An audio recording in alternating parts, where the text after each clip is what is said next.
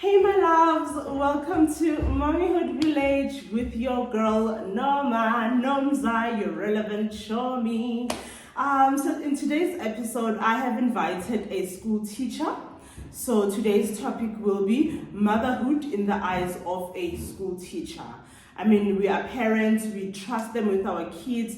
You literally wake up in the morning and prepare your kids to go to school, and you leave your kids with them the whole day, every day. So I want to talk to them and find out, how do they manage to be so patient with our kids? How do they love our kids like we do, you know? So let's dive right into it.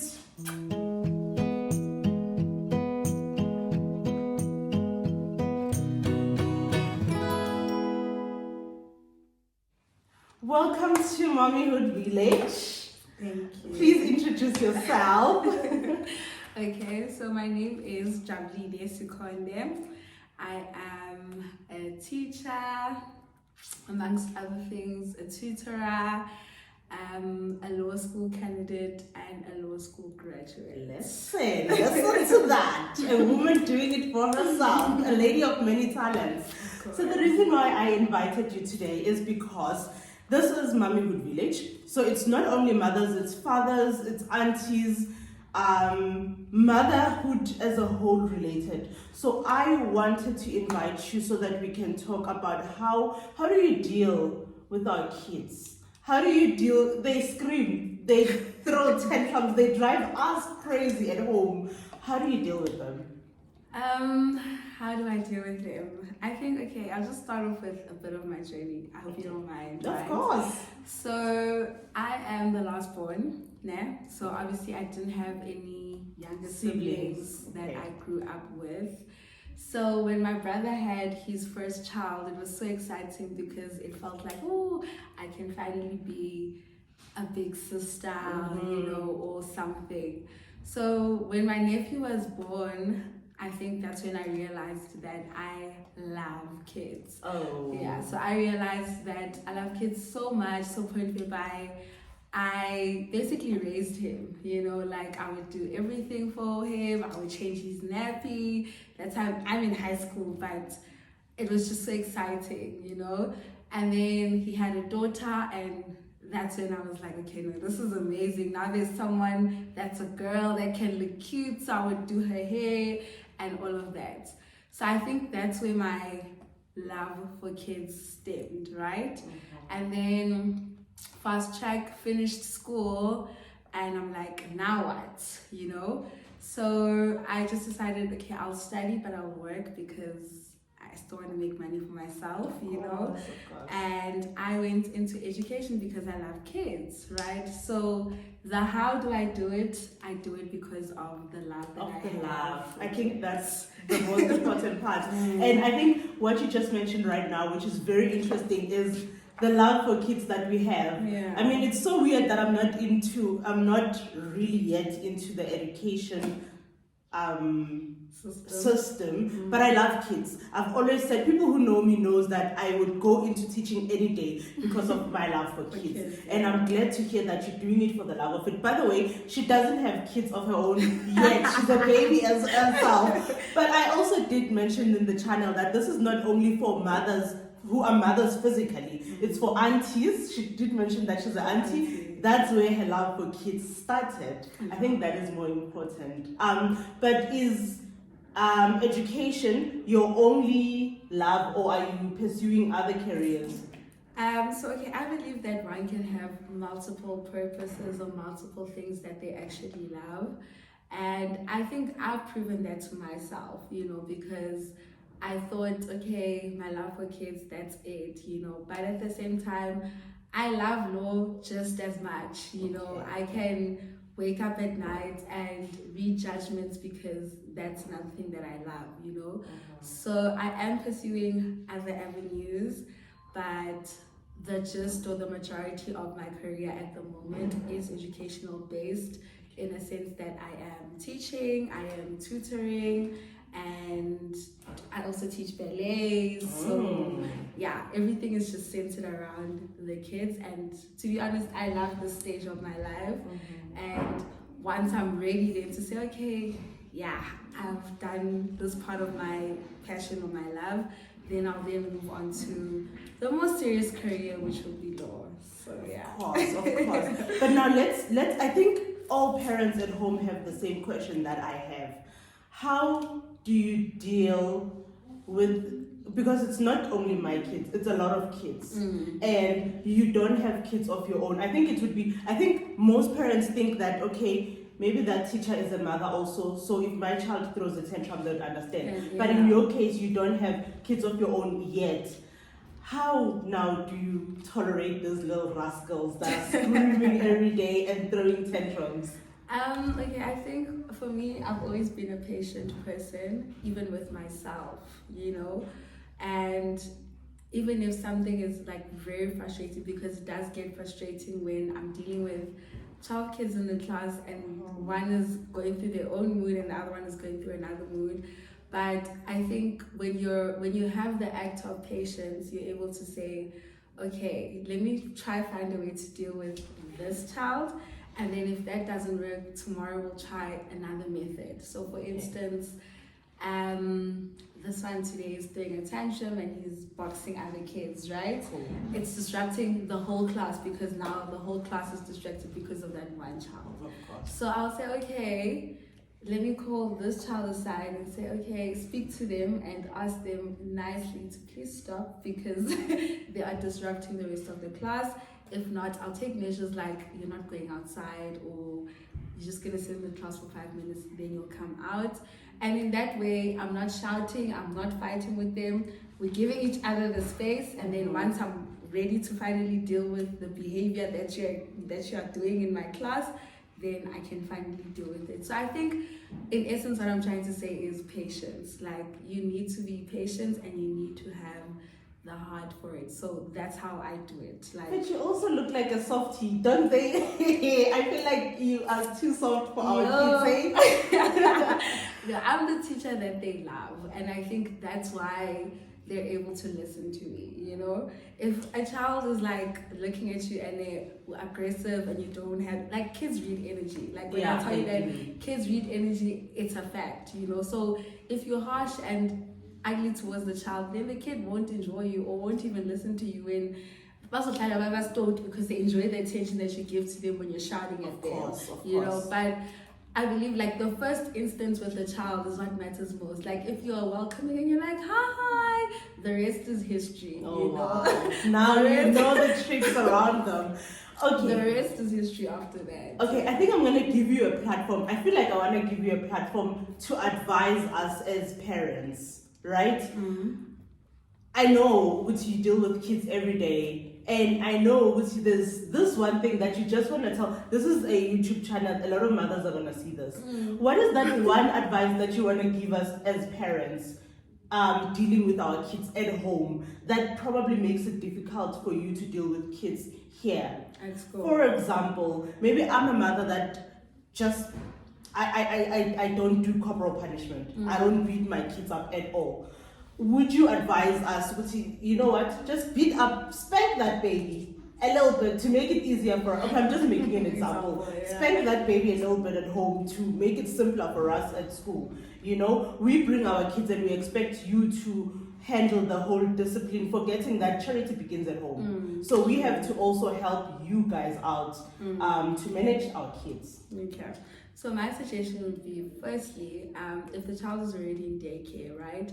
Find out how the daycare deals with discipline, right? Okay. So for instance, with us, if a child is not listening, you speak to them nicely first, right? Second time around and they continue with that behavior, you give them a warning that if you don't stop, then we're going to take 5 minutes out of your outdoor time, right? Then, who wants that? Yeah, they don't want that. Then if they continue, you say, okay, you're not going outside. You're gonna sit on the chair and you're gonna sit on the good chair, not the bad chair, the good chair, and it's gonna make you good. And then once you come outside, once you've decided after the 5 minutes, you'll eventually be a good child and you listen to the teacher, right? So if you find out as to how the school deals with that type of behavior, then you're able to implement it also at home, right? So kids work best via a routine or a specific way of doing things. Cool. Take a child out of the way that they do something, the day is disrupted, they miss nap time, they disrupted, they miss lunch or they don't have lunch at a specific time, now the child is restless, But if they're doing something repetitively so, at the right time in the right manner, then they get used to it, right? So if at school they're putting me on the good chair and they're doing it also at home, right? I now understand why I'm there and the purpose of it.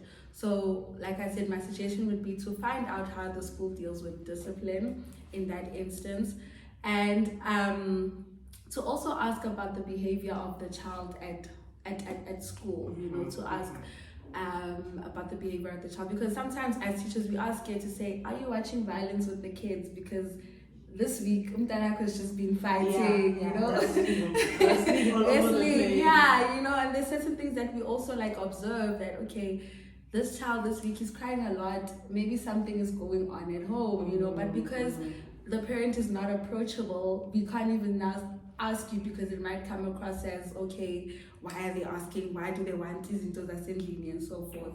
So I think having a good relationship with your child's teacher is so important, because we see a lot and we also hear a lot. Kids will tell you, if my daddy beat my mom, they will say it, but we now can't take it on our own capacity to say A, B, and C. But as a parent, if you see that izinto azikho right endlini, ask us, how is my child's behavior at school this week? Is he okay? Because as much as we might think kids don't see everything, they see everything. So have that constant communication with the teacher, because majority of the time that they spend is at school. So any behavioral characteristics are basically observed here. I think I've just learned something very important. Communication with your children's teachers. Yes. Develop a relationship, so that, because she mentioned Luguti, they're sometimes scared of us because we are unapproachable. And then now that also hinders you from knowing your child's progress, how is your child's behavior at school, because also our kids behave very well at home, and then when they get to school, when they're outside they change. So I think you're right when you say develop a relationship with your child's teacher. Ooh, that is so important. I never really thought of that. I'm so glad we're having this conversation. It's really important, because I think we like to, the parent-teacher relationship, people don't want to cross, a border with timing. I'm the parent, I'm the one who's paying and so forth, But it's so important, because these early stages of the child are the most important stage, and children go through not a lot, emotionally, physically, and so forth, things like speech, so a lot of the issues that they go through, you can find the actual cause of where it actually began, For instance, I'll give the example of umntana uyashaya, yabona? That week, maybe ubone umama, ubaba shaya umntana, yabona? And then they get to school, they demonstrate that behavior with other kids, So now we also shout to how my school Spanbani was such a sweet boy, what's going on this week? Auntie at home, A, B, and C is happening, But if as a parent you can see, okay, things are not so good at home, and you just ask the teacher, how's my child been throughout this week at school? And then the teacher will adjust accordingly, and you'll know, okay, did it influence my child? Did it not influence my child? How are they doing? And so forth. How's it going? That is so interesting. That is so interesting. I never thought of it. I never thought having a relationship with your child's school teacher is so important. And I think that also another reason why I invited you, being Liano's daycare teacher. This is the foundation. This is where it all starts before your child goes to daycare. So before your child goes to primary, to big school, we call it big school, before they go to big school. So this is their foundation. So I feel like I wanted to invite you. I could have invited Ntando's teacher, but it starts here. I want us to learn or to know what to do, how to help the child going forward, Wow. Okay. So would you do it differently, like your career as a teacher, I don't know if you believe in next life, but would you come back and do it again? When I come back and do it again, yes, because as much as it's a very fulfilling job. Like, if there's one thing, I think I needed to go through this period and this time in my life, because I think it's my way of saying, wow, you can actually do something and teach someone something, like just the milestone of a child now knowing a shape or a color. It might seem like an easy concept to everybody else, but there's kids who don't eventually get to that stage where they understand what the concept of a shape or color is, but for my kids to now say, okay, this is a rectangle and it's got 4 sides, for me, I'm like, wow, I did that. So it's very fulfilling in a sense that it's giving off myself. Feels like, I get that love when they actually excel, so I would definitely do it again. And I think it's also taught me key things like working with people, working with kids, patience, and genuine love, and also to wait till I have my own kids. I think it's taught me to actually wait, because I know the type of parent that I now want to be. How just the small things, like how I would pack my child's bag. I would know what he has in my child's bag. It's gonna have order. It's gonna have this. Everything is gonna be labeled. Now, so we're going to do some corrections now. That's actually this is how it's supposed to be done. So I'm ready for that, and just the whole process of sending them to day school. When I'm inquiring, I'll be like, okay, so do you guys do A, B, and C? Because I know what it is. So I would definitely do it again. Okay, confession. That question was actually selfish. I was asking for myself, because I did say I've got a love for kids, I've got a love for teaching. That was meant for me. But now, another thing that I wanted to ask you is, what challenges do you go through with kids? I mean, we send kids from different backgrounds, from different cultures, from different homes. What challenges do you guys go through? I'm sure parents want to know. We don't get to have a sit down with our children's teachers. We don't know what kind of kids come to school. You did say with some other kids see things happening at home and they come and portray them here. So what challenges do you go through as a teacher? Okay. Challenges now. Firstly, maybe I would start off with speech, right? The main thing is speech. So a child starts daycare. Sometimes they start at 4 years, sometimes they start at 5 years, and so forth. So maybe if endly they speak a certain type of language, right? Now they start daycare and they try to communicate with you, but you're not familiar with the language, right? Okay. So that in the beginning becomes a bit of a challenge, but kids are very fast learners, so you can easily adapt with that, right? Okay. And then another challenge could be, let me think, behavior and discipline, right? Maybe ending by a shaya. And then, with other kids, like, it makes them more aggressive, right? Okay. So a child is now more aggressive. So you say to the parent, how do you guys discipline the child? And they say, no, I'm shy. And then as a school, because we know and so forth, we can't now impose our view on your view as a parent. As much as we may know the impact that it may have, we can merely just suggest. So you can imagine now, this child is raised this way, this child is raised this way. Now putting them all together in one class and trying to find common ground in order to discipline and teach them is a challenge. So speech ngapha, it's behavioral problems ngapha, it's the language ngapha. But I think if you as a teacher have a common goal, as to if all my kids can maybe just know the shapes for this week, or the shape for the week, then I would have achieved my goal. And then in the bigger scale of things, it all just comes together at once, you know. So in the beginning, it might be a challenge as to this one isn't getting it, you know, but I'll find a way in order for them to understand it, you know. And then by the end of the week, we all on the same page. So in terms of overcoming the challenges, I think it's just breaking up, you know, as much as the differences of the children may be, but breaking it up and narrowing it down to specifically for this week, let's achieve this. Okay. And then we'll move on to all the other things next week. But it's usually, I think the challenges come within the first 2-3 months of them starting daycare. And then after that, everything is smooth sailing, and then they come back December, January. So routine is important. Routine is so important. Like routine is so important, because even if a child's routine is like maybe late the night before, they end up falling asleep in the morning and in the class, you know.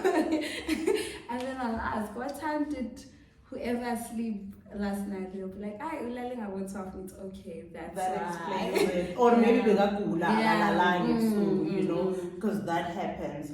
I think another question that I wanted to ask you is, how do you feel about, and it's a topic that I wanted to have on a one-on-one basis, because I normally have a one-on-one basis, but because I have you here and as a teacher, how do you feel about punishment? I'm sure you know at schools now, corporal punishment is not allowed. How do you feel about that? Are you the type of teacher who feels like that's okay, I don't believe in corporal punishment, or do you feel like a little bit of it would make a difference? Personally, I don't believe in corporal punishment. Hey, I think it makes the children only more aggressive. Like I said, when you're speaking to a child, approach is so important. And it's something that I've also realized as an adult. You know, if someone comes at you like, hey, you're going now, you're also going to over hey. But if someone is, even if you're having a bad day and someone is just sincere and they're like, hi, you know, you're able to adjust your attitude towards that. So the same thing with corporal punishment. At the same time, like, you're angry, right? And in the long run, it only makes the child even more angrier because of the aggression that corporal punishment comes with, you know. If a child is really that frustrating, because I mean there are days where you're having a tough day and this child is just not stopping. You've tried all the means, you know, you've put them in the chair, checking them out and so forth, you know. You just have to find an alternative way to basically discipline them, but not hate them, because they end up doing it they end up doing it to other kids in daycare, and then it's like, where does it come from, you know? But I always say kids, and it's a joke, they're not monkeys, but I always say ki monkey see monkey do. They honestly do what we do. They literally do what you guys do. Literally, so things like applying lipstick and so forth. I mean, of course. My mom was like, when I was 2, I once went to a Sunday school, ngifake ipad. Imagine at 2 years, like, because you saw it. But because I saw it, so now she got a call back to, hey, what's the one I get together? They find me, can't baby girl, and then if I get wait supposed to go. Yeah, that's kids for you. That's kids for you. Yeah. Thank you so much for the conversation. Thank you so much for opening. I think we have learned a lot as parents from just the sit down.